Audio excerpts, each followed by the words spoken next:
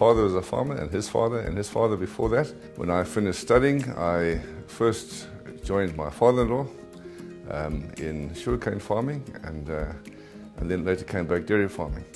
From a family perspective, Byron, our son, when he finished Stellenbosch, came back to join us with Karen, and he's been with us ever since, which was a great help. Christy, my wife, who was a teacher, is now handling the books, and it's been a progressive process for her as well. So between the family members and the managers, the operation operates, and it works well. Our role in this business is predominantly one of managing the bigger picture. Producing milk is our end game, but there's management of pastures, management of cattle, management of plant and equipment. So there's so many different areas going on. Trying to make sure we're all pulling in the right direction is probably my main role. I've been part of this dairy business when Nigel took over from his dad in 1981. It started off obviously because we were much smaller, far less to do. And then gradually over the years, so my role has increased. So there have been many things, employment equity, training, all those things that have actually grown over the years, and so my role has grown. What aspects of my job do I enjoy the most? Possibly one of the greatest ones is being able to see my wife Karen and the kids during the course of the day, which is important to me. It's something I value. And having the opportunity to work with my mom and dad, primarily my dad on the outside, things I've learned a lot from him over time, and we've been farming together for roughly 20 years. Being able to work with my dad has been a phenomenal opportunity for me over the past number of years. We've now been farming some 41 years here. We were milking 108 cows, or my dad was, and we've grown it now to a herd of just on 1,900. We're milking currently about 1,600. Just in terms of the size of the operation, there are 3 farms, 2 we dairy on and the 1 that we raise heifers on. The total area is about 1,200 hectares. We milk on 2 different farms, 2 different dairies. The one parlour is a swingover dairy. We have a double 24 swingover on the one farm, and on the other farm we have a 60-point rotary. The difference primarily between the 2 would be, I think the swingover is cheaper to install, and it's easier to add on to in the future. The rotary, probably its single greatest advantage is that it's easy to feed cows, and we're really after efficiencies in terms of our business, and it's a lot easier to feed cows individually and also feed different kinds of feeds to the cattle. In terms of employees, we presently employ 57 employees. The 2 most important things for us really is work ethic, and they are prepared to take responsibility. We can work with anybody and we can grow them.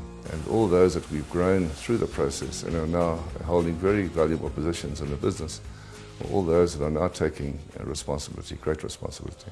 I matriculated in 2016, then I started working at Sunnyside in 2017 until now. When I was still young and growing, like in my area, there were quite few of black young women who's working in a farm. So I wanted to show other women that it's possible. Any woman can be a farmer manager. But it requires a hard work, it requires to be focused, it requires to be committed on whatever you're doing to be a farmer manager. Got an opportunity to go overseas through the Future Farmers program. I worked there for a couple of months, then I decided to come back in South Africa. I work for a couple of farms, that's where I end up working at Sunnyside Farm. Currently, I'm a senior manager of Sunnyside Dairy. I'm responsible for the dairy, raising heifers, breeding, the irrigation. I got the opportunity to teach other people from what I know, to develop the skills that I have to other people. What are the most pressing challenges facing the dairy industry in South Africa? It would be that of water and irrigation. Being a pasture-based dairy farm, water really is our most scarce resource, and even in this country there's only certain areas that you can actually produce milk in a pasture-based system. Most of the milk produced in this country is produced on the eastern seaboard, and there is however a lot of red tape around building new dams, getting new irrigated scheduled areas, which can prove a challenge. So we've had a water users association that was formed, but that's been vital in terms of the growth of this district. If I can encourage dairy farmers, particularly for profitability is pasture farming. You have to manage your pastures well. The pasture harvest we attained this last year was 17 tonnes, which is reasonably good. And that's something we're working hard at going forward, is to increase that pasture harvest because it has a direct effect on our bottom line. An important indicator for us is dry matter harvested of the pastures. So we've had to do things like grid sample our pastures, variable rate spread fertiliser onto different areas. Traditionally you would spread one rate of fertiliser across the land, whereas now we'll spread through GPS, we'll spread variable rates. Because of that we can carry more cattle, the stocking rate goes up, and obviously there's an improvement of efficiencies there, there's a greater milk, and so all round they kind of mesh together to improve a total net efficiency. In terms of the dairy group, both the members within the dairy group, the Kochak group and the Dairy Farmers South Africa, both found ourselves in the commodity market, both groups of farmers who were within the UHT market, where there's a drive for high volume, yet the low margins. So it was the obvious thing for us to merge as two groups. The dairy group is very much producer focused, which is not the case with many of the other buyers of milk. So our focus is very much around the areas that are important to producers, like volume. Volume is important, and so obviously is price. But those two together, it's not just about making profit at the end of the day as a business, it's about being able to grow and meet our producers' requirements and interests. I really think it's a great opportunity going forward for our producers, where the benefits of that business will filter back, either in terms of milk price or in terms of dividends back to producers.